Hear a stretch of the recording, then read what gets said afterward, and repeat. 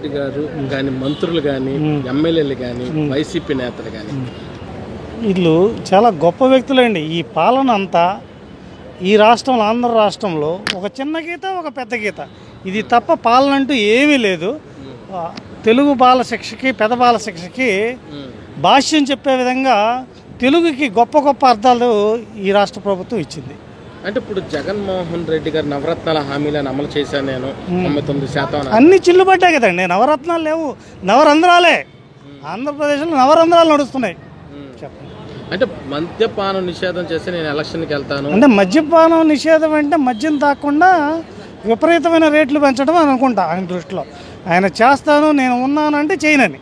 మద్యపాన నిషేధం అంటే మద్యపానాన్ని ఎక్కువ కల్తీ చేసి అమ్మటం అనుకుంటా ఆయన దృష్టిలో. మరి గొప్ప వ్యక్తి కాబట్టి, ఆయన మంచి వ్యక్తి కాబట్టి ఆయన దృష్టిలో అదే అనుకుంటా. అంటే కరెంటు ఛార్జీలు అబ్బో 7 సార్లు పెంచాడండి. పాదయాత్ర అప్పుడు చెప్పారు 7 సార్లు 8 సార్లు పెంచడం జరిగింది. సామాన్య మానవుడికి నడ్డి విరిచే విధంగా ఉంది కరెంట్ రేట్లు. చేస్తానంటే చేయనని ఉద్దేశం. పేదల పక్షపాతి కాదు, పేదల్ని తొక్కివేసే అతను ముఖ్యమంత్రి. అతను రాజధాని ఇక్కడ ఏ రాజధాని? అమరావతిలోనే ఉంటుందని అమరావతి ఏకైక రాజధాని మాత్రం ఉండాలి తప్పకుండా. 3 రాజధానులు అంటున్నారు కదా, దాని మీద ఏమంటారు? 3 రాజధానులు, ఆయన ఏదో 36 రాజధానులు అన్నాడు కదా. మా ఇంట్లో కూడా ఒక రాజధాని పెట్టుకున్నాం. మేము కూడా ఒక జిల్లాకు ఒక రాజధాని, జిల్లాకు ఒక ఎయిర్పోర్ట్ ఇస్తానన్నాడు. దాని గురించి కూడా అడగండి పాపం పెద్ద మనిషి. అభివృద్ధి అయితే కొంతమందికి బడాబాబులకి, భూస్వాములకి ఏదైతే ఉందో భూ బకాసులకి వీళ్ళకి మాత్రం జరిగింది, కానీ సామాన్య మానవుడికి ఎటువంటి ఉపయోగం లేని విధంగా ఉంది. చదువుకునే వాళ్ళు చాలా తక్కువ అండి మా దాంట్లో ఏంటంటే ఈ ఫీజులు ఈ కట్టలేక ఈ పెట్టాను, అమ్మ ఒళ్ళు ఇస్తున్నాను అన్న అది ఎవరికి వెళ్తున్నాయో, ఇస్తే ఒక ఇంటికి ఇస్తే 10 ఇళ్ళకి మాకు రావట్లేదు. అది రావట్లేదు, కాకపోతే మేము ఇస్తున్నాం అని మాట్లాడుతున్నారు. ఇచ్చేది ఉంటే ఆడపిల్లలు అలా ఇళ్లలో కూర్చునే వాళ్ళు కాదు, మామూలుగానే బయటికి రాము.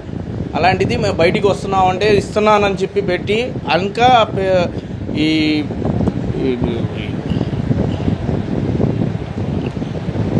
ఇది మా తండ్రి తల్లి వాళ్ళకి ఇంకా ఇబ్బంది పెడుతున్నారే కానీ ఏమీ లేదండి. అంటే ఇప్పుడు జగన్మోహన్ రెడ్డి గారు మైనార్టీలకు నేను పెద్దపీట వేశాను, మైనార్టీలో అది చెప్పుకునేంతవరకే వెళ్తుందండి. అది చెప్పుకుంటున్నారు, మేము కూడా పేపర్లో చూస్తున్నాం. ఇప్పుడు తెలంగాణ వాళ్ళు కూడా చెప్తున్నారు జగన్మోహన్ రెడ్డి గారు బాగా చేస్తున్నారు. కానీ ఇక్కడ ఉన్నవాళ్ళు మైనార్టీలకే తెలుస్తుందండి ఆ బాధ.